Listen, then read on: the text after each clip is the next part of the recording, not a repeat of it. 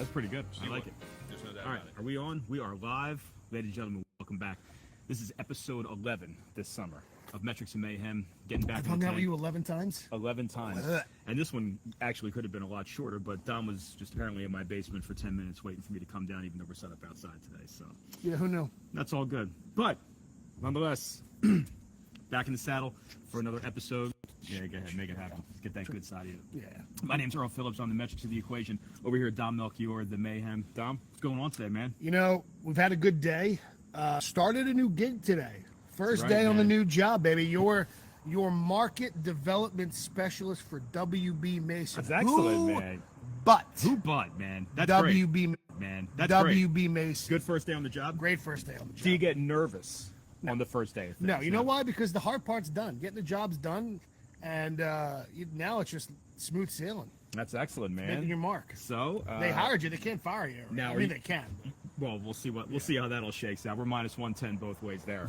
But still, what is the new gig? What are we actually doing? So I go into offices. I sell packaging supplies, food service supplies, janitorial supplies, anything that office supplies, anything that goes into building a business. That's excellent, man. Furniture, the whole nine. Very good. You got a business, I can sell you something. The Mayhem, without a doubt, your guy. Yeah. That's excellent. Well, congratulations on the new gig. Looking for great things out of that. Good to get you back out there swinging it. And speaking of swinging it, a little bit of digging golf, it. right? Swinging and digging it. Swinging and Shout out digging to Jeff Moore, swinging and digging it. A little bit of golf happening for Dom. I saw Derby weekend for you, Derby right? weekend, yeah. Oh, I thought this was a good. Oh, well, look at the face. Listen, it's when you get second place, It's the first loser. it's the first loser. That's right. Shout out to my boy Gary and my boy Sam for winning the whole thing. Okay. My boy Gary shot the best 2 rounds of his entire life Is that right? this weekend. Now, forgive my ignorance, but how does Derby play actually work? Is it just two rounds of golf? It's better ball partners, 2 rounds of golf, blind pairing. So you get paired up with an A and a B. Oh. It's blind pairings based on your handicap. Got it. And then it's better ball partners for 2 straight days. Oh, that's a good, nice little idea, though. It's great. And I've now finished second twice in a row. Oh. 2 years in a row, the The bridesmaid. bridesmaid. But still good to be out, right? Still great to be out. Nice weekend for it. No drama on the course, right? Gorgeous weekend. Beautiful. This is also over at the Legacy Club, right? Yeah, Your favorite? yeah, Not Legacy a Club. not a sponsor. Future WB Mason, partner. Not a sponsor, but could be over there at the Legacy Club. Definitely been repping them since the pod has been back Yeah, on. listen, Legacy, they're my peoples. I like it. All right, cool. Well, we got quite a bit of stuff to bring up this week on the pod. First thing that's going to be up, we're definitely running the pools like we've been doing these past few years. Dom and I running against the spread pool. We got to pick 5 teams against the spread every week for all 18 weeks of the NFL season. We have the eliminator pool, which is where you have to pick a team to win every week. Ties, which Dom knows a little bit about, and losses will eliminate you from the competition. And also a weekly DraftKings lineup. So we run each of those for the NFL season. Out of those 3, you got a favorite? The under. There it is. We started preseason. Yeah, I would Okay. say, my favorite is probably probably the eliminator. Yeah. I love the eliminator because, just when you feel like you got something going, like you're on a little bit of a roll, Takes the cart right out from under you. legs chopped off, and that's it. You're done.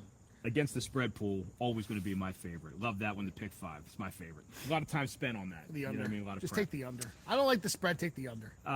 We started preseason football this past week. Eagles defeat the Baltimore Ravens 16-13, What was the total spread, or what was the total points on that game? 29 by my 29? count. What was that? 29. No, what was that? Well, Thursday night unders, baby. under Preseason. cashes. Total there 31.5, I believe. So Dom comes in Mayhem style, saying the under before he even knew who was playing. I didn't even know who was playing. Cash. Exactly right. Cash that one. Cash money, baby. Especially with the Eagles. Anything that, or did you even watch the preseason? You probably didn't even watch the preseason. Not a single play. of Not it. a single play. of it. Not So one. nothing that you're taking from that. Actually, I lie. I did watch it. I watched it for Logan's commercial.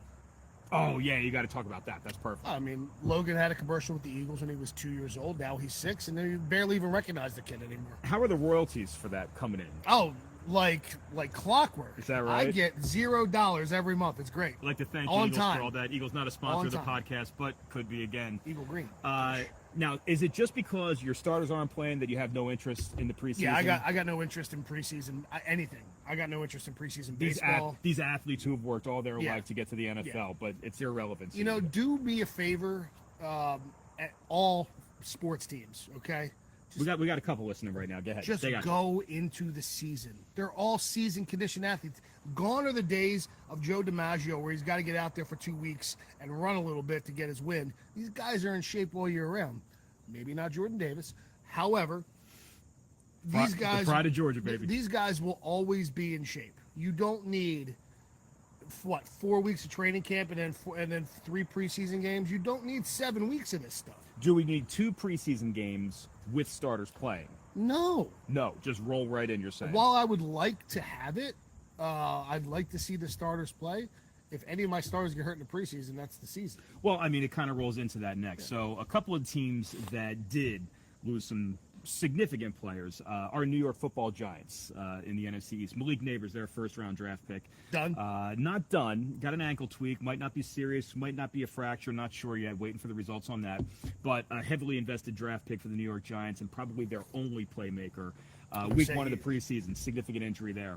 Yeah. And also the Pittsburgh Steelers, who lost their first-round draft pick and offensive tackle.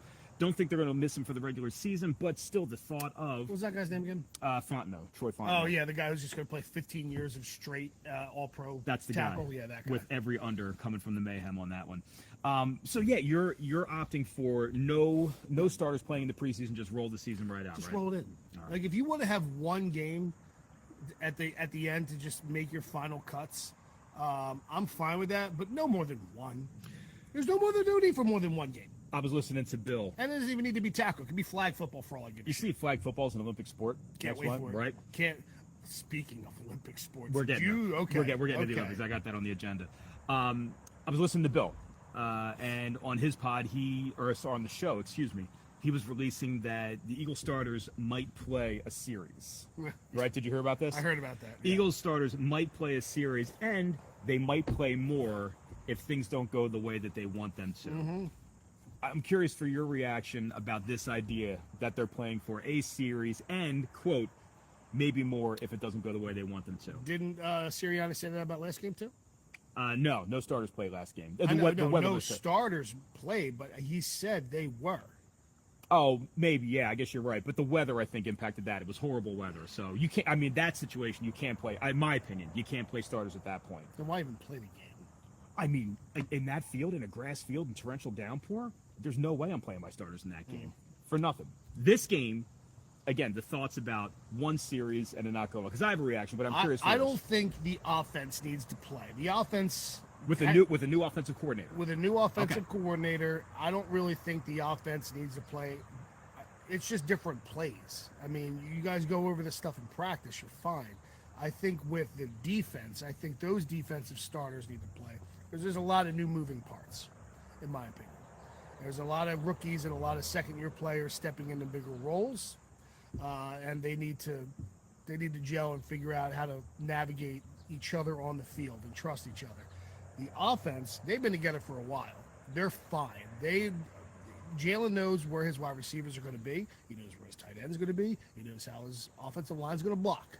The only wrinkle in that is that maybe Saquon can get a little work in and understand how his offensive line can block for him. But he's a veteran, so I'm not really too worried about it. Saquon's going to need a little bit of time actually seeing what holes look like with an offensive line that can create He's holes. just going to – who Richardson from the Colts. Trent Richardson? Remember when Trent Richardson would see a hole and then run right into somebody's back? Mm-hmm. Yeah. Mr. 2.7 yards per carry. Gotta love Trent Richardson. I can't understand how this in any way comes off as a positive spin.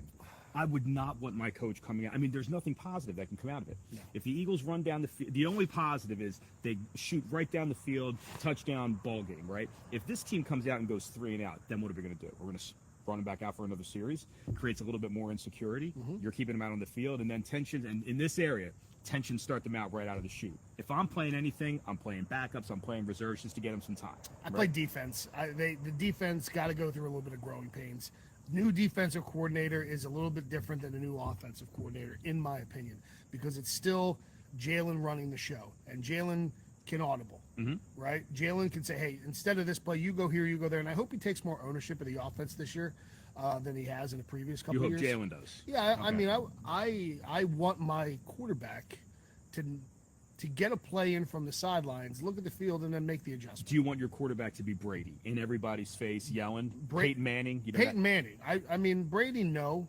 I mean, I think Brady and Belichick were all on the same page all the time, so there really wasn't, like, much. But, like, Peyton Manning was a general out there. And I want a quarterback to be that way. A demonstrative general, right? Do you need that? Do you need a vocal leader out there? I think it's the generation. Like, the generation of people that Peyton and Brady led, you could be, and it wouldn't hurt their feelings. But now I think, stop yelling at me. I'm sensitive. Well, you definitely, I mean, especially with wide receivers. Yeah. Right? Wide receivers are definitely the prima donnas, they've right? been divas forever. Yeah, but much more outspoken now. I think the receivers are getting a lot more of the conversation. So, Jalen, not necessarily, even through college, wasn't really a guy who was extremely demonstrative on the field, just very quiet, very cool, collected, never too high, never too low sort of guy. I don't think you're getting the demonstrative like you would with a Peyton Manning who would run down and bark at people on the side. Let me ask you a question. When was the least demonstrative QB that won a Super Bowl? That was a starter. Don't say Nick Foles. That was a starter. How about a Matty Stafford? Fair. Okay. But no, he's fiery. Stafford's fiery. He gets in your face. He would strike you as a fiery kind of guy. He's tough. He's a tough son of a bitch. Matt Stafford took all those years in Detroit getting his ass kicked. He's a tough son of a bitch. So he's fiery. Tough dude. I can give you that. But when I think of fiery, I'm thinking of Phillip Rivers. Phil Rivers, yeah. Phil Rivers. Cool, no matter where the ball. I gotta get home and make another kid. Yeah, right. Yeah, that's what I hear. I don't necessarily get it. So I'll go Stafford. I agree that I don't think I need to see the offense out there. Maybe a little bit of the defense, even just seeing the scheme develop, because Fangio is a favored 3-4 coordinator versus what the Eagles have been playing with the 4-3. So Greg and I were talking about this a while ago. I'm very interested to see how many of the 3-4 looks that we get, but just playing something new out there. I think a couple of runs of that, even with backups, just to see the scheme and how that develops wouldn't be a bad idea. Yep, I agree. Giants also with one last preseason thought. Giants lose their backup quarterback, Drew Lock. He goes down too. And just everybody's favorite is the backup quarterback in the league. No concerns about the Eagles' backup quarterback situation, but again, just the Giants taking another nugget where Tommy DeVito and Daniel Jones are the only two quarterbacks on that team. Tommy DeVito. The pride of Syracuse. I mean, listen, I would love to have Tommy DeVito as our third string quarterback. Oh, my gosh. 2025, I guess 24-25 season. We'll move on to the MVP thoughts. I went on to DraftKings this morning. A couple of things that I wanted to bring up to the Mayhem because I know Don wasn't doing his homework. Jordan Love right now for the Green Bay Packers has shorter odds to win the MVP than Jalen Hurts. Jordan Love from the Green Bay Packers. I think you're getting him at plus 1,400 to win MVP. Hurts right now at plus 1,500. Your thoughts on that one? Does Jordan Love deserve to have shorter odds than Jalen Hurts? I get why. Okay. I get why. Because you're asking Jordan Love to be the guy who wins you games, where the Eagles have a lot of MVP and all-pro talent around them. They got Saquon, they got Smith, they got Brown, they got Goddard. What does Jordan Love have? Not a lot of names. So Correct, if he wins and he has success with the direct around him, he's going to get more MVP points because that's what the MVP is. It's can you put the team on your back and win it on your own. So do you feel, well, I'm sorry to interrupt you, but like let's say right now the Green Bay Packers have a 9.5 game win total. Let's say they win 9.5 games, which we know can't happen. Let's say they win 9.5 games. The Eagles have a 10.5 win total. Let's say the Eagles win 10.5. If the Eagles win 10.5 and the Packers win 9.5, does Jordan Love get MVP over Jalen Hurts? I think I don't think the Packers are going to win 9.5. But if the Packers do, if the Packers win 10 games, it's going to be because of Jordan Love. Much more because of Jordan Love than if the Eagles do. Yeah, right? With Jalen Hurts. Interesting. Because I mean, listen, the Eagles could win 3 or 4 games just by saying, "Here, Saquon, run." Right. Especially in this division too. I mean, with the Giants right now, the Commanders. And even the falling apart Dallas Cowboys too. I think we get too enamored with fantasy points and how it affects your fantasy squad versus what the real life football and what the MVP is. I think he threw for 5,000 yards and 30 touchdowns, but that's fantasy. That's not actual football. Yes. What wins games is not what your fantasy points is. If that was the case, Kirk Cousins would win MVP every goddamn year. Kirk. How is that guy a tier 3 quarterback in fantasy? I don't know. I'm all on board too. I'm not wrong though, right? No, No, you're not wrong. Fantasy football, definitely for me, it has impacted the fan experience completely. I mean, I would say that when I was younger, I would have a visceral hatred for the Giants. I never really hated the Cowboys. That wasn't really a thing for me. Or Cowboy fans, like that never really got to me. Yeah, the Giants fans always got to me, and just that rival, like the Strahan Runyon battles, like that. That was it. That's just Shockey. I hated Shockey. But then once fantasy came in, all it takes is 1 year where you've got Shockey on your team, and now it's like. All right, I don't like you, but 7 for 83 and a touchdown. Yeah, it's like, who do I take? Or do I take Ezekiel Elliott here? Right, yeah, exactly. No, I can't have him. So fantasy has definitely impacted the game, no doubt about it. But I was surprised to see Jordan Love with better odds than Hurts. I do think Hurts has a better chance of winning. I think the Eagles stand a very good chance of being the 1 seed coming out of the NFC. I mean, I would even take it that far. And if the Eagles are the 1 seed, there's no doubt in my mind the plus 1,500 on Jalen Hurts. We went through the games last week. I mean, when we looked at their schedule. And we think they're going to win at least, 5 games in the division? I mean, how could you not, right? Yeah. They take 2 from Washington, 2 from the Giants, and they split at best with Dallas? Yeah, so that's 6 out of what? You got 17 more. You got, oh, I'm sorry, you have 11 more. You have 11 more. So you got to win, 6 out of 11. If you're one of the better teams. If you're one of the better teams in the NFL, that's bare minimum. Yes, it is. So I do think that there is a little bit of interest there. The shortest odds on a non-quarterback, Christian McCaffrey, plus 4,000. Any chance a non-quarterback wins? Yeah, I don't think so either. Plus, he's got the Madden curse on his shoulders now. Oh, that's right. Yeah, I like that. Sorry, McCaffrey. Enjoy your ACL tear this year. Yeah, you got that going for you.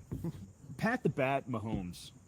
Huge favorite. He's plus 475 to win the league NFL MVP. Understandable. CJ Stroud second at plus 850. That's a pretty sizable advantage preseason for MVP odds. Any thoughts there? That should Pat Mahomes at this stage of his career with an aging Kansas City team, does he deserve to be that far ahead of the pack? He's the best player in the NFL. Pat Mahomes is the most impactful and best player in the NFL. When you talk about what an MVP does, when we talked about it earlier, putting the game in your hands and putting the load of the season on your shoulders, that's Pat Mahomes. Pat Mahomes is supposed to lose 5.5 games this year. You see that happening? Yeah, listen. In the NFL, it's hard to win football games in the NFL. Even like last year, Andy Reid right here. I love it. Tom Jers. Yeah. Last year, when we were discussing who are the best teams in the NFL. Kansas City was not high on that list for most of the year because they were winning games, but they weren't doing it pretty. Yeah, right. They were struggling, and even games. Going into the playoffs, we're like, Kansas City's not the team they used to be. And what did they do?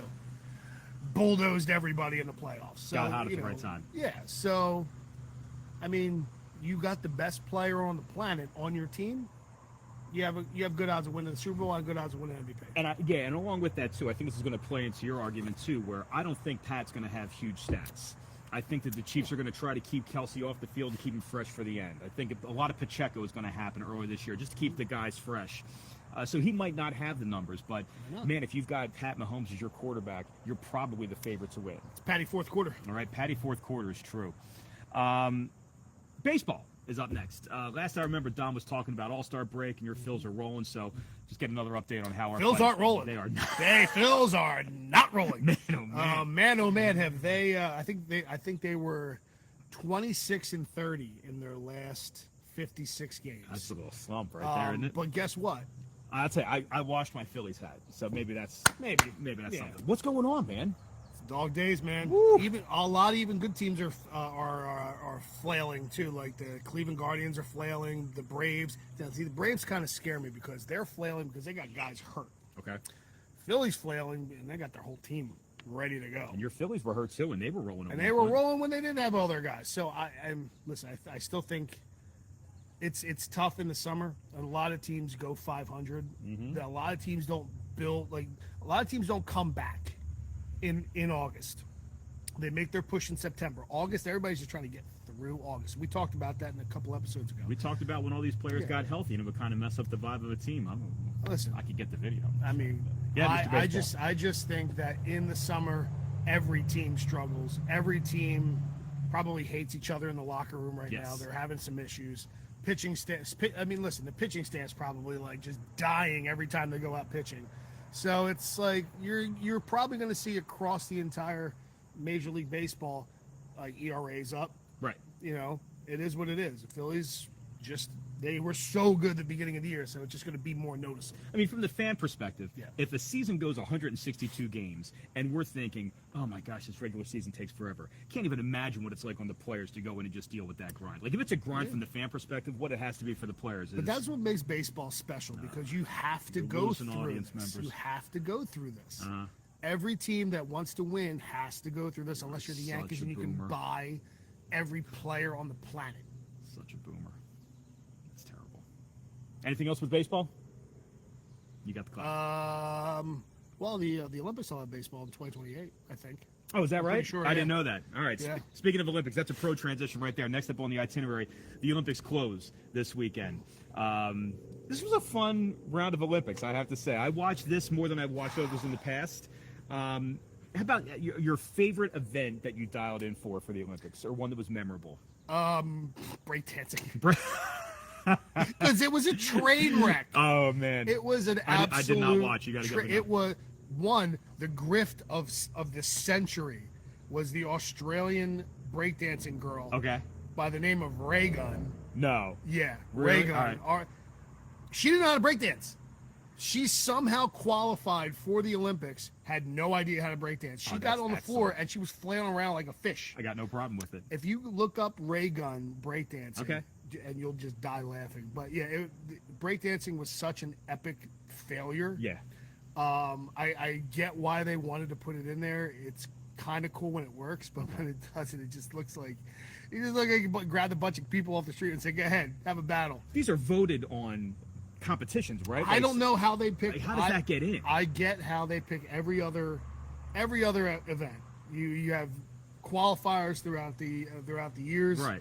You know, like I have no idea how they did breakdancing. I don't think they did either. I really don't. I really felt like they just said all the countries, bring us your best breakdancer, and whoever signed up, those are the people they sent. Oh, that's excellent. That's the only explanation I can come up with breakdancing. But my favorite, I mean, it had to be watching Simone Biles and the gymnastics team. But I get sucked into track and field too. Oh, that's interesting. Yeah, Okay. I get sucked into track and field, and the U.S. had I'm sorry to interrupt you. This year only because of the athletes, or just in general? You get in some? general, Okay. like I mean, who didn't love watching Usain Bolt when he was dominant? But for whatever reason, the U.S. team this year had a really, really good Olympics, men and women. They dominated, and they won events and medaled in events that nobody thought they would ever do. Do you find that it's more enjoyable just watching the track, or do you have the USA pull? Are you all Team USA? I'm all Team USA. Fuck every other got it. country. Yeah. Yeah, Every close other the borders. Every other country, not a sponsor, but could be right there. Kuwait, screw you. It's brutal. Yeah, sorry, Kuwait. Swimming is going to be the one that I'm diving into for sure. The swim relays, I absolutely, I can't get enough of those. So, all good stuff with the Olympics. Snoop Dogg, 2 thumbs up over here. And I think you brought it up too with the LA Olympics. He needs to be a part of that again. Let's run it Him back and with Martha Snoop, Stewart, right? baby, run it back. Ooh, nicely done. Yeah, I'm all in Snoop for and that. Martha. Sign me up there. Next up on the itinerary is our movie bracket. Now, I wasn't sure how far we were going to go with this today. We had a matchup this week where I had to watch Miracle, and I watched Caddyshack. Thank you.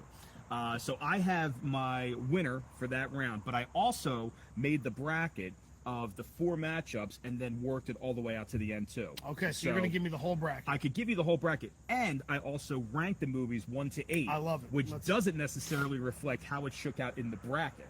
Okay. So I'll give you my analysis of everything. And I'm curious, for where you stand on these. So again, for those of you who've been playing along, the first 3 matchups have already happened. We'll get into those in a minute. This past week, Miracle versus Caddyshack. Finished, both of them this week. I'm going to give the nod to Caddyshack on this one. What I saw with Miracle. It did not. Oh, that's an upset. Yeah, I did not necessarily relate to Miracle a whole bunch. One of the things did not see that coming. Yeah, no, I think that again it's a similar. Again, I hated that, man. You hated that scene? I hated it. Yeah, I hated it so much. And you know what? You know what I really hated? Well, two things. Two things about that movie. Don't let it advance. Number one, when they beat. Oh, sorry. Spoiler. Well, who am I Yeah, spoiling, right? spoiler. Yeah, everybody's seen it. They beat the Soviet Union. What does everybody do? Everybody charges the ice, right? Yeah, everybody celebrates. Except for the coach. How can you not be out there with the Because men? it's about them. Oh, They earned it. gosh. No, it's about If them. we're a family, nobody runs off and goes hides by themselves. No, got a huge problem with that. Absolutely loathe that part. See, I didn't take into consideration the fact that the non-athlete perspective. I think Miracle is from the athlete perspective, where a movie like Moneyball comes from the nerd perspective. And no wonder you don't like Miracle, because it shows you the trials and tribulations of what the athletes go through, and you don't care about the athletes. You just care about the pencil pushers behind the scene. Well, I bet you love the scene with the Olympic Committee. From the coaching perspective. See, yeah, there it is. From the coaching perspective, I mean, I'm running a pretty solid under 8 basketball squad down here, so I do function more in the coach role than I do in the player role. I get that, and that's a fair point. That movie is much more from the player's perspective. As a coach, I could not understand not being out there celebrating with my team. That just left such a sour mouth. Second of that, the crux of the movie was around beating the Soviet Union. Oh, and then afterwards, we beat Finland, and we came back from. And the movie was anticlimactic at the end, because the peak of that movie happened. I bet you thought Titanic was anticlimactic. Oh, It's going to happen. I haven't seen that one yet, but I got a good idea there.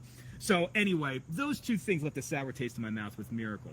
Caddyshack, when we look at that movie, the acting, the stories from the characters is second to none. I was blown away. I loved it, because I can see, granted, different time period, all that stuff. This is 1980, I think, was Caddyshack. You could see all of those characters existing on a golf course at that point, and none of those human beings are those people in real life. Chevy Chase does not strike me as the casual golf pro who slums around a course. Rodney Dangerfield has no business being near a golf course in real life. But the way these guys brought Bill Murray, oh my gosh, Bill Murray, the way they brought these characters to life, the acting in that movie was so superior to the acting that happened in Miracle. The story of Miracle, obviously, is very compelling. Yeah. But we talked about this too with Remember the Titans, with Moneyball, with Hoosiers. That's only part of it. The acting as well. White man can't jump. Yes, we did talk about Yeah. that. So for that reason, with the superior acting, I'm going to move Caddyshack into the next round against What Miracle. an upset. Which, Holy moly. doing my prep work over here, which means if you were, again, remembering for the competitions from before, we have Field of Dreams versus Rudy, Field of Dreams advanced. We had Moneyball versus White Men Can't Jump. Those were the first 4 movies that I saw. Field of Dreams goes up against Moneyball.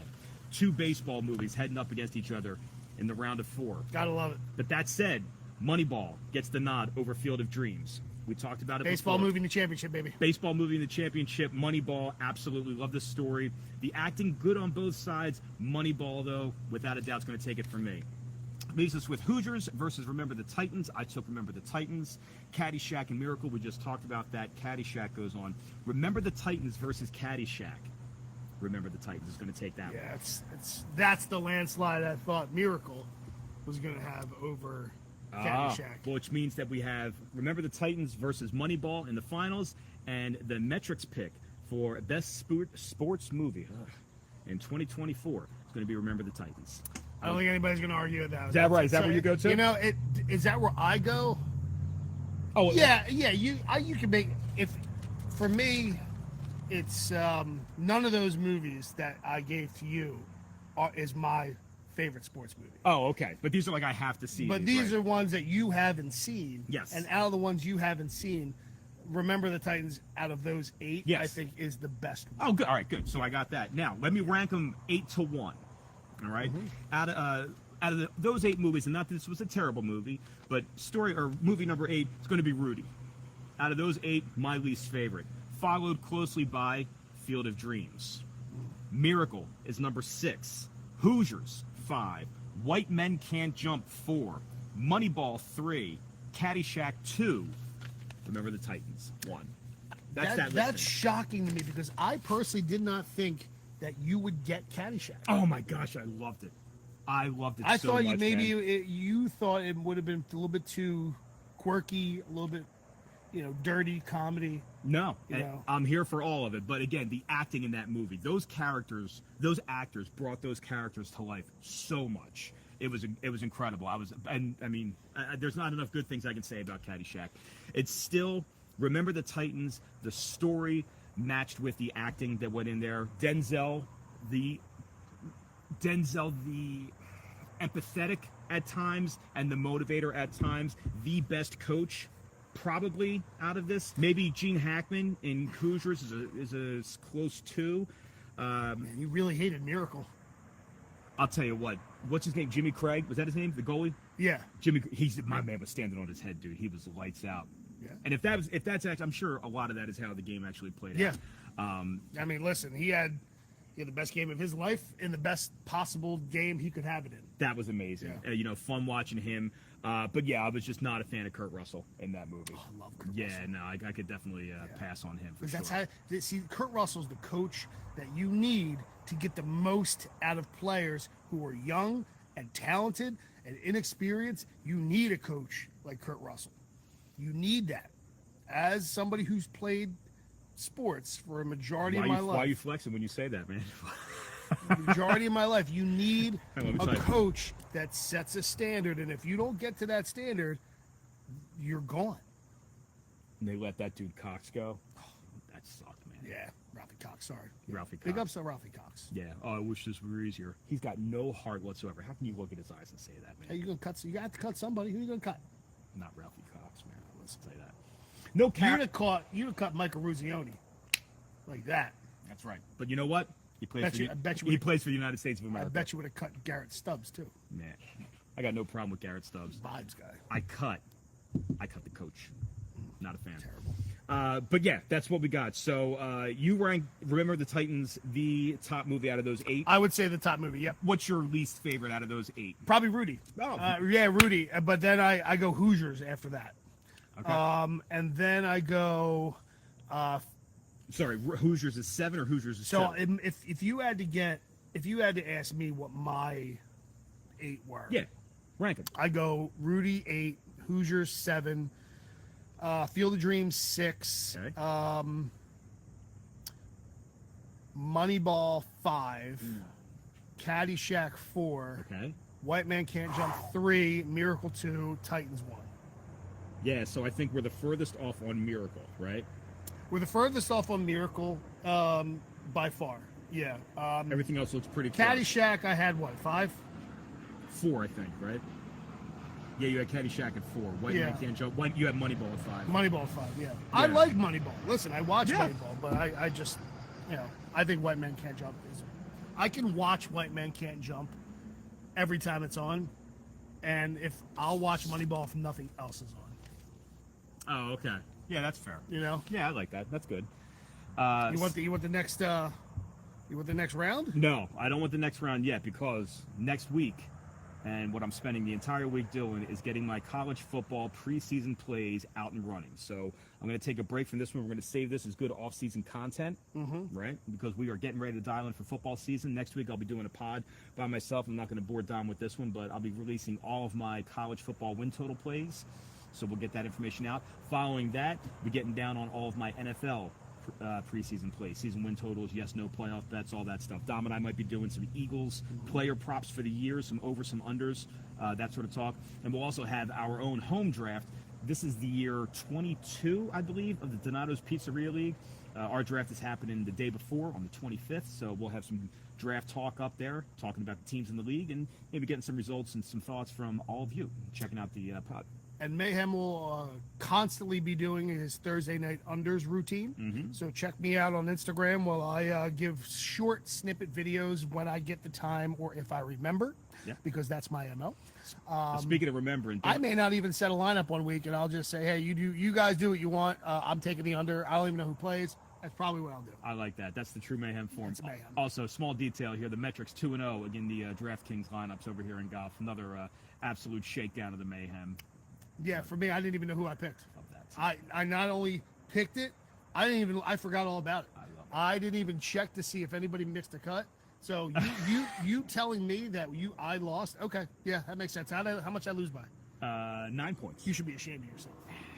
You should like me losing by only 9 points when I had zero idea who I picked. A win is a win. I'm just saying, you is should a be win. ashamed of yourself. All that work you do, and you can only beat me by 9 points. And 1 point, or a half a point, the week before. Ladies and gentlemen, this is going to do it for episode 11, the 2024 season of Metrics and Mayhem. Thanks for stopping by, checking us out. I'm going to pass this all out to the socials. In the meantime, follow us, check us out. Dom, always a pleasure to be with you, buddy. Everybody, thanks so much. Hey, who but WB?